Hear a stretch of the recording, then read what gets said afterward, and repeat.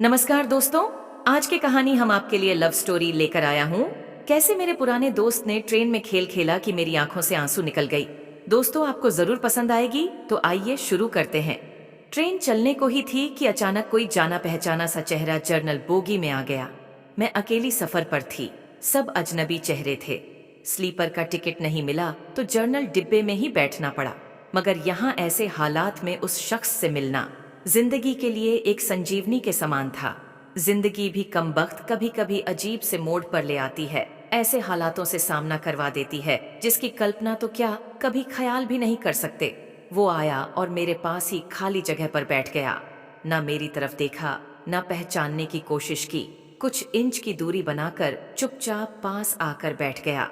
बाहर सावन की रिमझिम लगी थी, इस कारण वो कुछ भीग गया था। मैंने कनखियों से नजर बचाकर उसे देखा। उम्र के इस मोड़ पर भी कमबख्त वैसा का वैसा ही था। हाँ, कुछ भारी हो गया था, मगर इतना ज्यादा भी नहीं। फिर उसने जेब से चश्मा निकाला और मोबाइल में लग गया। चश्मा देखकर मुझे कुछ आश्चर्य हुआ। उम्र का यही एक निशान उस पर नजर आया था कि आंखों पर चश्मा चढ़ गया था। चेहरे पर और सर पे मैंने सफेद बाल खोजने की कोशिश की, मगर मुझे नहीं दिखे। मैंने जल्दी से सर पर साड़ी का पल्लू डाल लिया। बालों को ढाई किए काफी दिन हो गए थे मुझे। ज्यादा तो नहीं थे सफेद बाल मेरे सर पे, मगर इतने जरूर थे कि गौर से देखो तो नजर आ जाए। मैं उठकर बाथरूम गई, हैंडबैग से फेस वॉश निकाला, चेहरे को ढंग से धोया, फिर शीशे में चेहरे को गौर से देखा। पसंद तो नहीं आया, मगर अजीब सा मुंह बनाकर मैंने शीशा वापस बैग में डाला और वापस अपनी जगह पर आ गई। मगर वो साहब तो खिड़की की तरफ से मेरा बैग सरकाकर खुद खिड़की के पास बैठ गए थे। मुझे पूरी तरह देखा भी नहीं, बस बिना देखे ही कहा, सॉरी, भागकर चढ़ा तो पसीना आ गया था, थोड़ा सूख जाए फिर अपनी जगह बैठ जाऊंगा। फिर वह अपने मोबाइल में लग गया। मेरी इच्छा जानने की कोशिश भी नहीं की। उसकी यही बात हमेशा मुझे बुरी लगती थी। फिर भी ना जाने उसमें ऐसा क्या था कि आज तक मैंने उसे नहीं भुलाया। एक वो था कि 10 सालों में ही भूल गया। मैंने सोचा शायद अभी तक गौर नहीं किया, पहचान लेगा। थोड़ी मोटी हो गई हूँ, शायद इसलिए नहीं पहचाना। मैं उदास हो गई। जिस शख्स को जीवन में कभी भुला ही नहीं पाई, उसको मेरा चेहरा ही याद नहीं माना कि ये औरतों और लड़कियों को ताड़ने की इसकी आदत नहीं, मगर पहचाने भी नहीं शादीशुदा है। मैं भी शादीशुदा हूँ, जानती थी। इसके साथ रहना मुश्किल है, मगर इसका मतलब यह तो नहीं कि अपने ख्यालों को, अपने सपनों को जीना छोड़ दूं। एक तमन्ना थी कि कुछ पल खुल के उसके साथ गुजारूं। माहौल दोस्ताना ही हो, मगर हो तो सही। आज वही शख्स पास बैठा था जिसे स्कूल टाइम से मैंने दिल में बसा रखा था। सोशल मीडिया पर उसके सारे अकाउंट चोरी छुपे देखा करती थी। उसकी हर कविता, हर शायरी में खुद को खोजा करती थी। वह तो आज पहचान ही नहीं रहा। माना कि हम लोगों में कभी प्यार की पींगे नहीं चली, न कभी इजहार हुआ। हाँ, वो हमेशा मेरी केयर करता था और मैं उसकी केयर करती थी। कॉलेज छूटा तो मेरी शादी हो गई और वो फौज में चला गया। फिर उसकी शादी हुई। जब भी गांव गई उसकी सारी खबर ले आती थी। बस ऐसे ही जिंदगी गुजर गई। आधे घंटे से ऊपर हो गया। वो आराम से खिड़की के पास बैठा मोबाइल में लगा था। देखना तो दूर, चेहरा भी ऊपर नहीं किया। मैं कभी मोबाइल में देखती, कभी उसकी तरफ। सोशल मीडिया पर उसके अकाउंट खोलकर देखे, तस्वीर मिलाई। वही था, पक्का वही, कोई शक नहीं था। वैसे भी हम महिलाएं पहचानने में कभी भी धोखा नहीं खा सकती। 20 साल बाद भी सिर्फ आंखों से पहचान ले। फिर और कुछ वक्त गुजरा, माहौल वैसा का वैसा था। मैं बस पहलू बदलती रही। फिर अचानक टीटी आ गया। सबसे टिकट पूछ रहा था। मैंने अपना टिकट दिखा दिया। उससे पूछा तो उसने कहा नहीं है। टीटी बोला फाइन लगेगा। वह बोला लगा दो। टीटी कहाँ का टिकट बनाऊं? उसने जल्दी से जवाब नहीं दिया।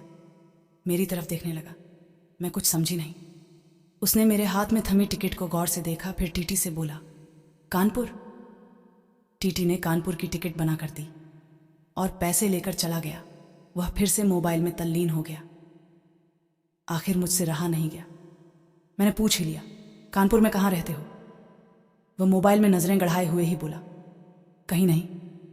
वह चुप हो गया तो मैं फिर बोली किसी काम से जा रहे हो? वह बोला हाँ। अब मैं चुप हो गई। वह अजनबी की तरह बात कर रहा था और अजनबी से कैसे पूछ लूं किस काम से जा रहे हो? कुछ देर चुप रहने के बाद फिर मैंने पूछ ही लिया वहां शायद आप नौकरी करते हो? उसने कहा नहीं। मैंने फिर हिम्मत करके पूछा, तो किसी से मिलने जा रहे हो? वही संक्षिप्त उत्तर, नहीं। आखिरी जवाब सुनकर मेरी हिम्मत नहीं हुई कि और भी कुछ पूछूं। अजीब आदमी था, बिना काम सफ़र कर रहा था। मैं मुंह फेर कर अपने मोबाइल में लग गई। कुछ देर बाद खुद ही बोला, ये भी पूछ लो क्यों जा रहा हूं कानपुर। मेरे मुंह से जल्दी में निकला, बताओ क्यों जा रहे हो। फिर अपने ही उतावलेपन पर मुझे शर्म सी आ गई। उसने थोड़ा सा मुस्कुराते हुए कहा, एक पुरानी दोस्त मिल गई जो आज अकेले सफ़र पर जा रही थी। फौजी आदमी हूं, सुरक्षा करना मेरा कर्तव्य है, अकेले कैसे जाने देता, इसलिए उसे कानपुर तक छोड़ने जा रहा हूं। इतना सुनकर मेरा दिल जोर से धड़का। नॉर्मल नहीं रह सकी मैं, मगर मन के भावों को दबाने का असफल प्रयत्न करते हुए मैंने हिम्मत करके फिर पूछा, कहाँ है वो दोस्त? कमबख्त फिर मुस्कुराता हुआ बोला, यहीं मेरे पास बैठी है ना। इतना सुनकर मेरे सब कुछ समझ में आ गया कि क्यों उसने टिकट नहीं लिया, क्योंकि उसे तो पता ही नहीं था मैं कहाँ जा रही हूँ। सिर्फ और सिर्फ मेरे लिए वह दिल्ली से कानपुर का सफर कर रहा था। जानकर इतनी खुशी मिली कि आंखों में आंसू आ गए। दिल के भीतर एक गोला सा बना और फट गया। परिणाम में आंखें तो भीगनी ही थी। बोला, रो क्यों रही हो? मैं बस इतना ही कह पाई, तुम मर्द हो, नहीं समझ सकते। वह बोला, क्योंकि थोड़ा बहुत लिख लेता हूँ, इसलिए एक कवि और लेखक भी हूँ, सब समझ सकता हूँ। मैंने खुद को संभालते हुए कहा, शुक्रिया मुझे पहचानने के लिए और मेरे लिए इतना टाइम निकालने के लिए। वह बोला, प्लेटफॉर्म पर अकेली घूम रही थी, कोई साथ नहीं दिखा तो आना पड़ा। कल ही रक्षा बंधन था, इसलिए बहुत भीड़ है। तुमको यूं अकेले सफर नहीं करना चाहिए।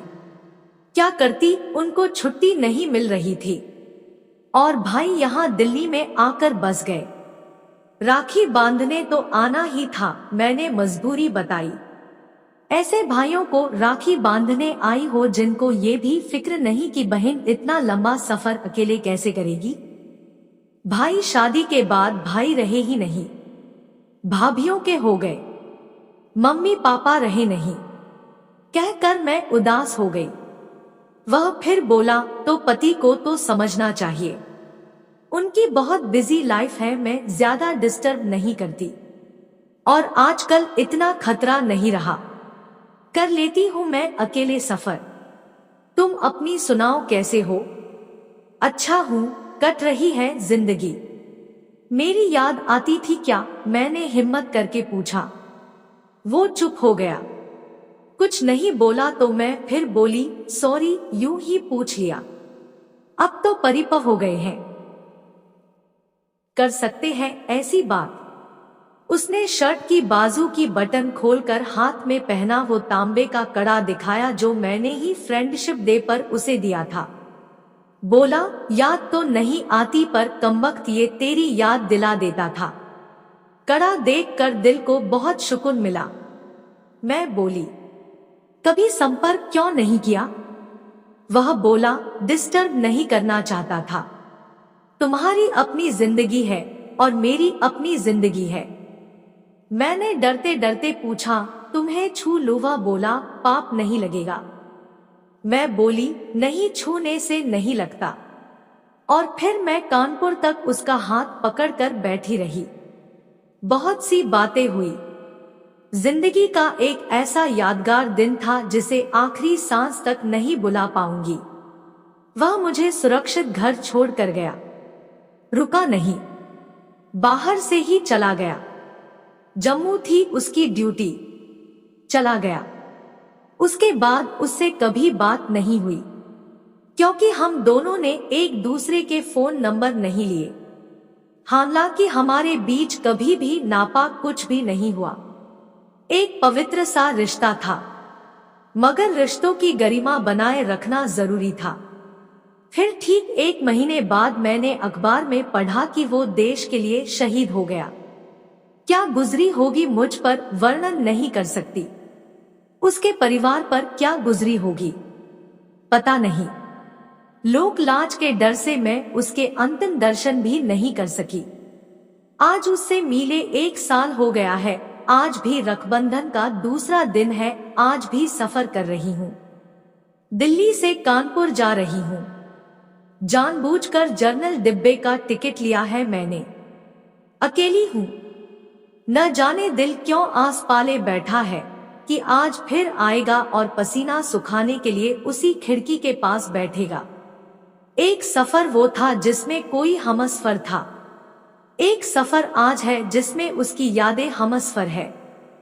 बाकी जिंदगी का सफर जारी है। देखते हैं कौन मिलता है, कौन साथ छोड़ता है।